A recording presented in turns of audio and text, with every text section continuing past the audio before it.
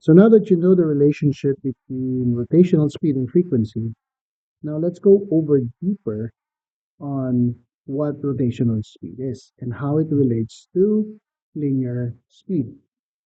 So as it states over here, velocity in circular motion or rotational speed. Constant velocity does not exist in a circular motion, despite saying that constant magnitude or there's a constant speed. There is a constant speed, but there's no such thing as a constant velocity when an object is going around in a circle. So let's call this one point A. So point A is on the top. And since it's going around in a circle, let's add the subscript of letter C to our notes. So VC, it means that it's going around the circle. When you say V, so that's a velocity on a linear motion. So if you analyze point A, it is going at a certain speed, at a certain direction, which is to the right. Okay? So the object that is going around in a circle from what we call from a certain radius, let's say, assuming that this is the middle part and this is your radius R. Okay? So this is your radius R. So the radius of a circle, okay, of an object going around in a circle. Let's call this one point B.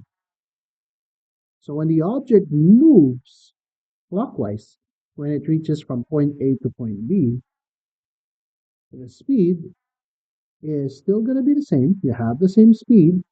However, however, the velocity is moving at a different direction. So the speed at point A is the same as the speed at point B. However, this time it's going downward. So it's going down. So therefore, the velocity at point B is not the same as velocity at point A. So I can say that this one is PC. The only reason why they're not going to be the same at different points because it is the change in direction, even though it's going around in 5 meters per second. 5 meters per second to the right is not the same as 5 meters going down because the direction do matters for velocity. However, for speed, it does not really matter. Now, what if it's at point C? Point C is at the bottom part. And at point C, for sure, in order for it to continue going around the circle, if it's going to the right at the topmost part, and now it's going downward when it reaches point B. Point C, it is traveling at the same speed. However, the direction is different. So it's not going down, it's not going to the right, but instead it's going to the left. Therefore, the designation of VC changes into sub C. Velocity of C sub C because now you're even though it's traveling at the same speed, it is not the same direction. So the velocity changes. However, the speed is the same. So the magnitude of the speed will continue to be the same. The only difference is the direction. So now let's call this one point B. So at point B, the speed is the same. Again, if you notice, here's going to the right, this one is downward, this one is to the left, this one is going upward or up. So therefore, the velocity will never be the same. It is because you have different velocities, okay, different directions. So the velocity is dependent on the direction. So this is VB, VCFB. Now, this velocity is called the tangential speed. So VC is called the tangential speed. Tangential, I said speed, tangential velocity. However, later on you will find out that velocity and speed can be the same if this instantaneous velocity do exist if we freeze it. So let's say if we're just going to analyze uh, point A. So let's say if we're going to analyze point A is having the same speed to the right, so it means it's not going to change. So point A, so if we freeze it. So that's why sometimes we also call it tangential velocity. We just need to remember that direction do matters. However, the magnitude of the velocity, which is your speed, will stay the same. So it will stay the same. So I want you to write it down. It will stay the same, however, the direction will change. Now, how do you figure out the speed? Of course, the very simple equation, speed, let's put it straight, which is speed, which is distance over time. So we learned this from my lesson before, from my lesson yes last week, or most recent lesson, that time is equivalent to your period, which is represented by uppercase T, and that is simply the opposite or the inverse of your frequency. So the inverse of your frequency is basically your period over time. Now, how about the distance? We can go around and measure the distance using a ruler or using a measuring tape. However, if we know the radius, we can figure out your distance. So that is your distance that goes around in circle. So for example, from point A, and then it reaches point B, and then it reaches point B, and back to point A. So if you're traveling around in circles, what would you call that distance that go around in circle? In your math class, this is called your circumference. Circumference, and that circumference is simply equivalent to, so C, which is 2 pi multiplied by R. 2 pi multiplied by R. So 2 pi multiplied by R. Or also known as distance is your circumference, which is 2 pi over 2 pi multiplied by R. So simplifying it further, putting all those information together, distance is basically 2 pi R and F, inverse of F. So your period is simply, or your speed, PC, is simply 2 pi R over T, or the tangential speed is also equivalent to 2 pi R times your frequency. So the number of rotation that you have. Now, if we talk in terms of rotational speed, let's talk about in terms of rotational speed. So let's talk about in terms of rotational speed. So let's go over this one so you don't get distracted. Rotational speed. So the rotational speed is represented by the symbol of omega. So this is your rotational speed. So rotational speed. So let's talk about rotational speed. So now according to omega, the definition is the number of rotation per time. So meaning the revolution over time or rotation over time. But we all know that one revolution is the same as one rotation. And one rotation and one revolution is equivalent to 2 pi, and the unit is in terms of the radians.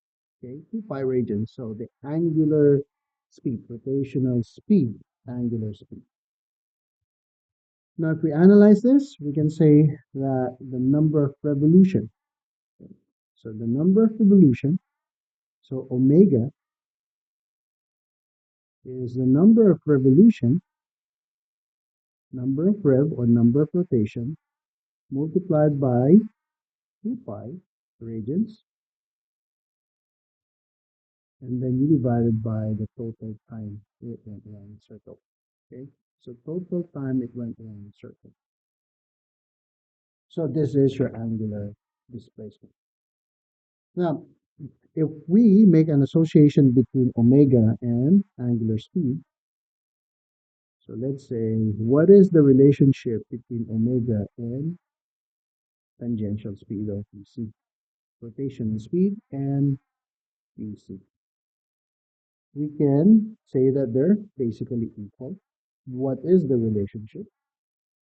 Okay, so what is the relationship? Remember, from upper part, we know that VC is equivalent to 2 pi over 2 pi r over period, one complete revolution.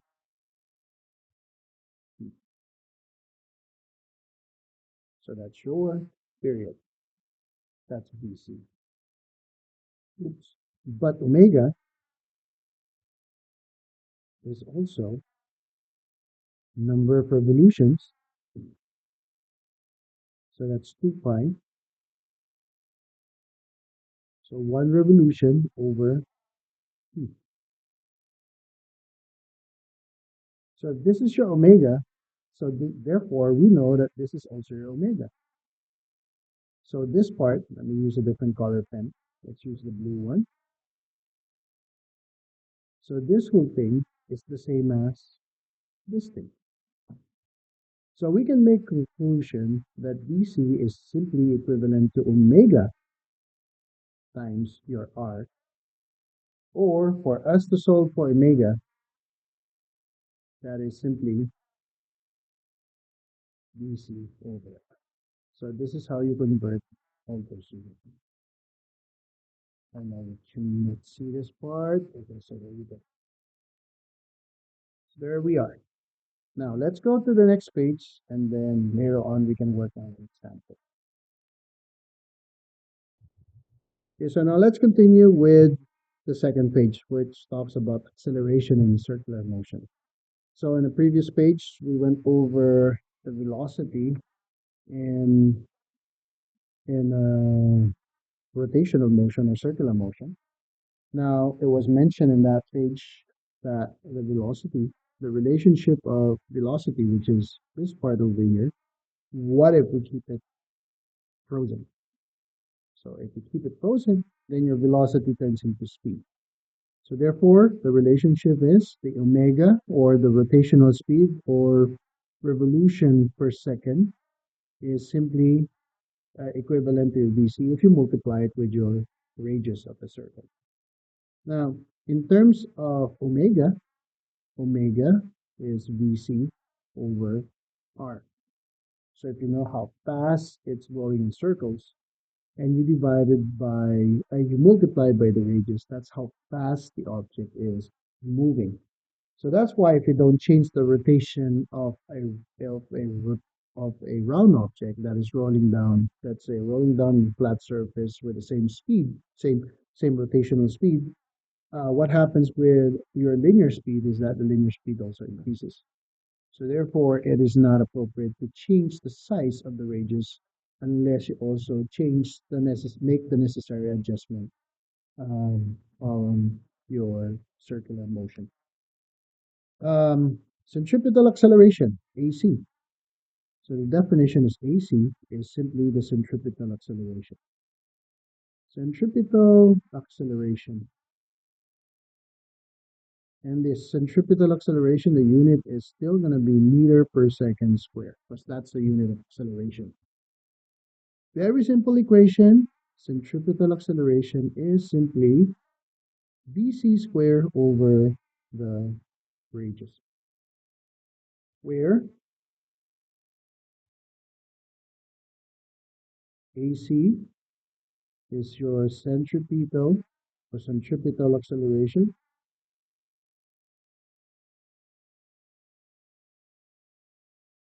and the unit is meter per second square. VC is the tangential speed,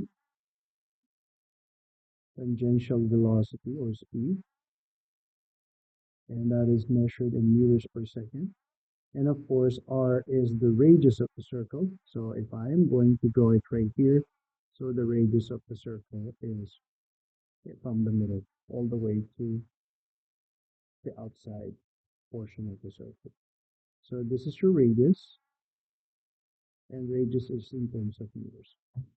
So this is our two equations: velocity, tangential velocity, and centripetal acceleration. So in the next page, we will be working on examples. I think two examples, and then afterwards, you can solve independently some of those word problems.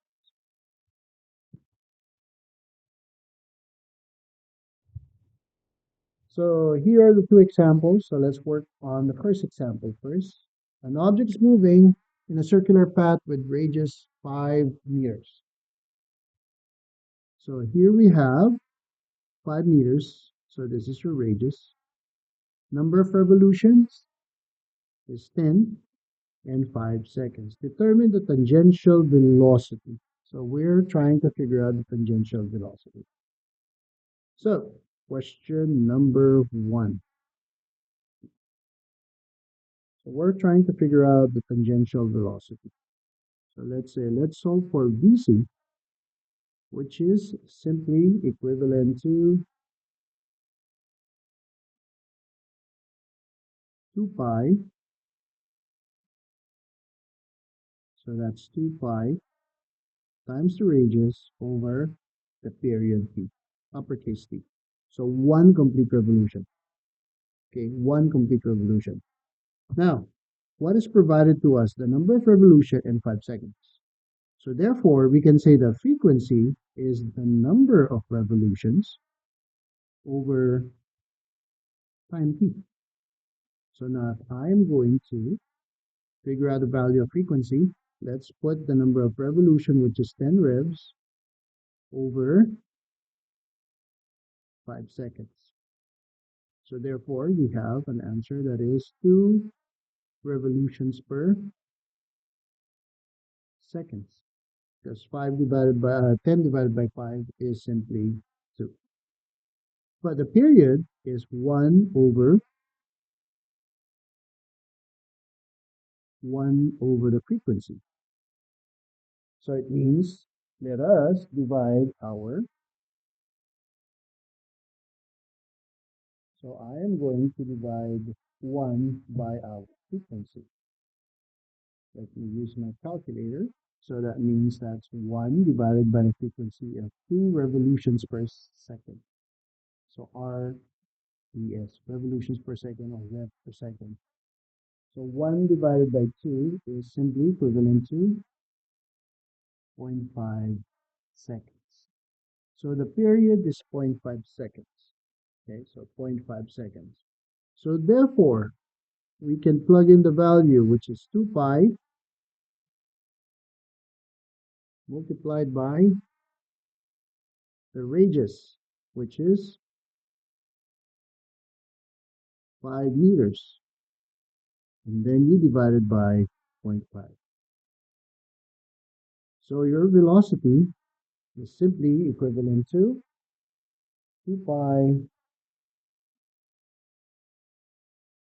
So 2 times 5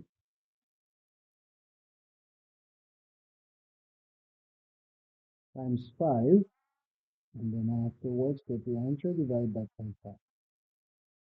So the speed is somewhere at 62.83 meters per second. So this is your velocity.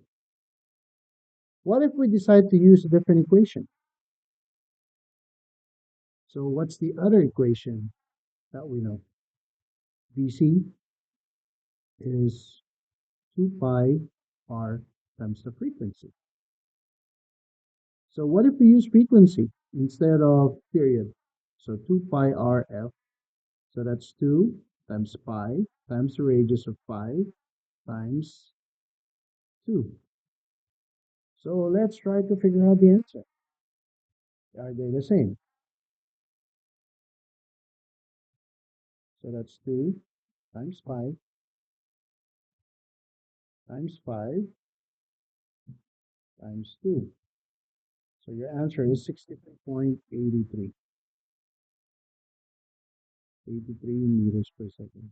So meaning these two answers are the same. Okay? So it's either use the frequency. What if I accidentally use rotational speed? Okay? So rotational speed. So how many revolutions per second do we have? So we have 2 revolutions per second. So let's say we have 10 revolutions over 5 seconds.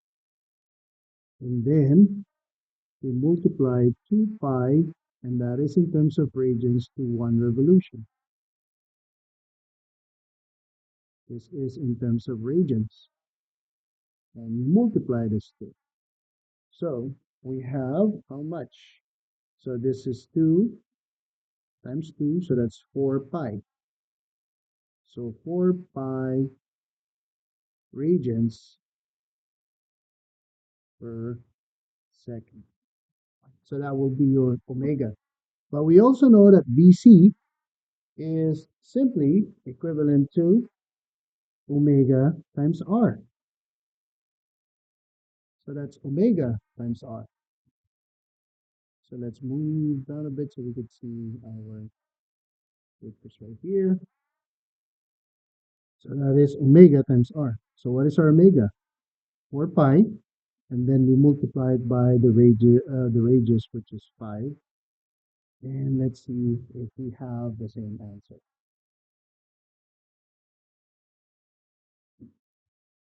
So that is 4 times 5 times 5 times multiplied by 5. So that will also give us 62.38 meters per second. So you can use any of those processes. You can use this first right here. We can use this process. We can use this process, or we can use this process. It will give us the same answer. So let me just pause and let's work on with the second example in the next page. So I will be writing on this blank spot over here. So we can go over example number 2. So we have example number 2. According to the problem, an object moving along a circular path of radius 5 meters. So it means the radius is 5 meters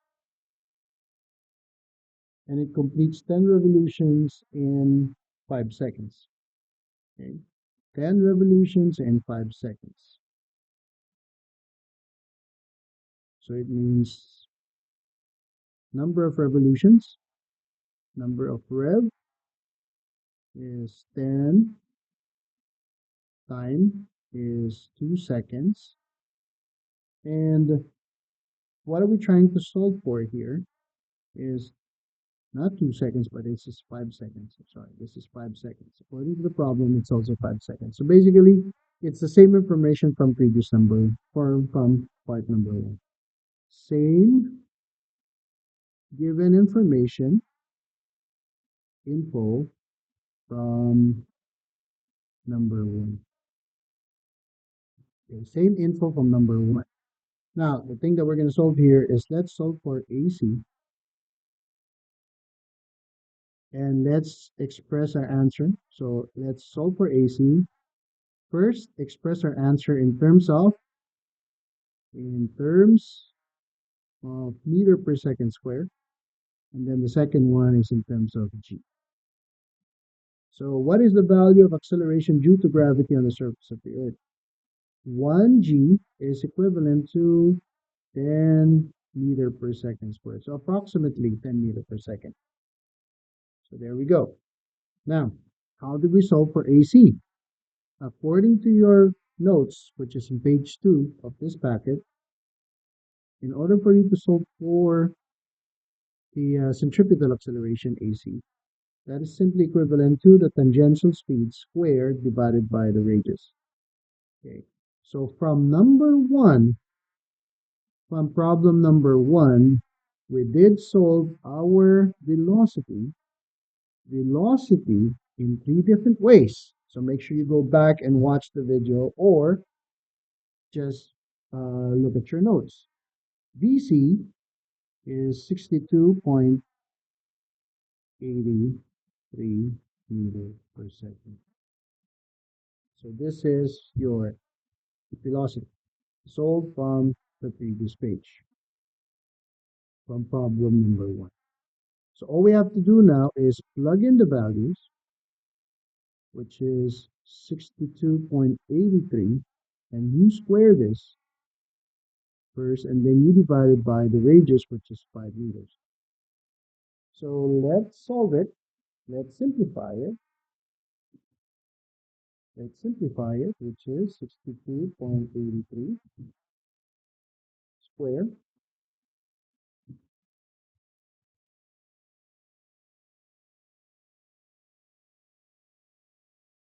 Is it 62.83 or 62.38? Okay, so let's correct it. 62.38. It is 62.38. So you square it. 62.38. 62.38 times 62.38. And then you divide it by 5. So our answer is 778.25 meter per second squared. And then, so this is your first answer. Okay, first answer. The second answer is express it in terms of G. How much is this in terms of G? So let's just write down an answer, which is 778.25 meter per second squared. But according to our information, so let's change this into a fraction by dividing it by 1. And then let's place meter per second squared. So let's place it at the bottom. So that is meter per second squared. And this is 10, and we have G. So let's cancel out our meters per second. So what's left is G. So by just going over this, so you divide it by 10, so it means we have 77.825 G. So this is the amount of acceleration in terms of G for an acceleration equivalent to 778.25 meters per second squared, because of what we call a rotational speed of 62.38 meters caused by a circle of 5 meters rotating at 10 revolutions in 5 seconds. So if you are in period 1 and period 2, or you are watching this video Tuesday, which is the 14th of January. So what I want you to do now is to get the other packet, which is your independent sheet. So this time you have to solve for the answers. If you are watching this video on Wednesdays, so it means you will be working on the packet also right now. For those of you who started watching this video on Tuesday, then it means you have to finish the packet by tomorrow and turn it in Wednesday.